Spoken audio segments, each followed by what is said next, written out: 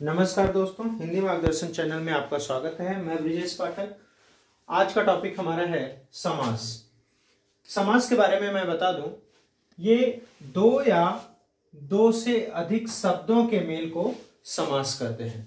जहां पर दो या दो से अधिक शब्दों का मेल होता है वहां पर समास होता है। कहते हैं संधि भी कुछ ऐसे ही मिलता जुलता, दो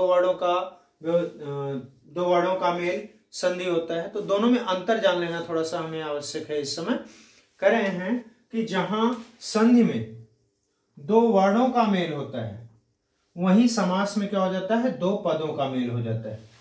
ठीक है, तो अंतर भी हमें क्लियर हो गया समास और संधि में, कि जहां पर संधि में दो वर्णों का मेल होता है उसे संधि कहते हैं, और समास में क्या हो जाता है, दो या दो से अधिक पदों का मेल हो जाता है, वहां पर क्या होता है, समास कहलाता है।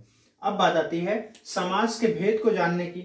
समास के खड़वा समास 6 समास होते हैं और परिभाषा के आधार पर 4 होते हैं, और फिर होते कुल 6 हैं, परिभाषा के आधार पर 4 होते हैं, जिसमें पदों के आधार पर परिभाषा की जाती है। तो इनको जानने से पहले, समास के भेदों को जानने से पहले हमें आवश्यक है कि हम जाने कि क्या क्या तथ्य हैं जिनको हमें जान लेना चाहिए। समास पढ़ने से पहले समास से संबंधित तथ्यों को हमें जान लेना चाहिए। जैसे देख रहे हैं आप, पहला मैंने लिखा है पूर्व पद। किसी भी समास में दो पदों का मेल होता है। तो पूर्व पद क्या है, कह रहे हैं कि समास में पहले आने वाले पद, जो प्रथम पद होता है, पहले आने वाला पद जो होता है उसे हम पूर्व पद कहते हैं या पूर्व पद कहलाता है। दूसरा तथ्य है हमारा उत्तर पद किसे कहते हैं। कह रहे हैं समास में बाद में आने वाला उत्तर पद, नाम से ही स्पष्ट है कि बाद में आने वाला जो पद होता है वो क्या होता है, उत्तर पद कहलाता है। ठीक, अभी समस्त पद क्या है, कह रहे हैं दोनों पदों का एक रूप हो जाना समस्त पद या सामासिक पद कहलाता है। जब दोनों पद मिल जाते हैं, एक हो जाते हैं, तो एक साथ जब उनको लिख दिया जाता है वो क्या कहलाता है, हमारा सामासिक पद कहलाता है या समस्त पद कहलाता है।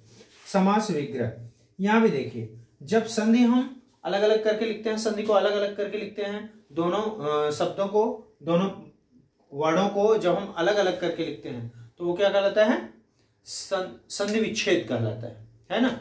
और वही चीज जब समास में दो पदों को अलग अलग करके लिखा जाता है, दोनों पदों को अलग अलग करके लिखा जाता है, विच्छेदित करके लिखा जाता है, यहाँ पर समास विग्रह हो जाता है वो। ठीक है, वहां पर संधि विच्छेद कहलाता है, यहाँ पर समास विग्रह कहलाता है। तो दोनों में अंतर भी हम जान ले रहे हैं साथ में।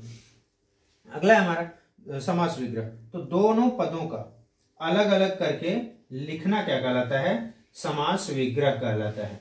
ठीक है, अब बात आती है समास की, मतलब डेफिनेशन यहां तक आते आते हमारी स्पष्ट हो चुकी है कि दो या दो से अधिक पदों का मेल क्या कहलाता है, समास कहलाता है।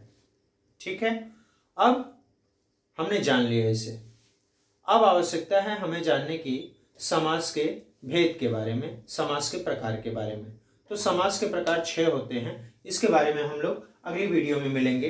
तब अगली वीडियो में हम जानेंगे कि समास के कितने भेद होते हैं, उनकी कैसी परिभाषाएं होती हैं, किस तरीके से क्या क्या पद मुख्य होता है, क्या गौड़ होता है, और किन आधारों पर हम उसे अच्छे से पहचान सकते हैं। कुछ समास होते हैं कि दोनों में प्रयुक्त होते हैं। तो इस तरीके से हम समास के प्रकार के बारे में जानेंगे, समास एक एक करके समास के बारे में जानेंगे। तब तक के लिए हमारे चैनल को लाइक और सब्सक्राइब करते रहिए, हमारे मनोबल को ऊंचा उठाते रहिए। इसी कामना के साथ धन्यवाद।